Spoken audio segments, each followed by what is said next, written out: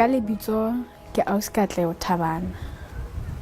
Ke dula Sehlabeng Baruting ntse le hona bere ya mona. Ke tsebile ka Sesotho Media and Development ha se khala haholo ke kholaitsa about 7 months ago, and then ebe ke ne ke se bona Facebook page. Ha ke se bona Facebook page ka bala ka sona, ha ke qeta ho bala ka be ke bona di updates tsa screening se ne ba lo setsa British Hall. Ke ile ka attenda ka ya ka nnete. Ha ke fihla ka fumana hore ke kgahluwe haholo, ka tla ke khotse dintho tse molemo.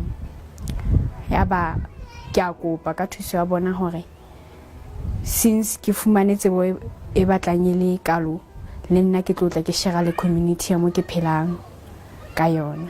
Re le batjha ka tataiso le dintho tseo ke di rutuweng Sesotho Media and Development, ke bone batjha ba mo ke dulang bongata ba bona ba etsa dintho tse le horeng ha bana tsebo e felletseng e pharaletseng hore na ba ka phela jwang. Mme ka fumana tataiso ho tswa ho Sesotho Media and Development ya ba ke kgahla hore le bona ba ka fumana tataiso e jwang. Motseng wa ka ke bone batjha ba bangata ba tobane le diqholotso tse kang bo alcohol and drug abuse, early marriage and teenage pregnancy.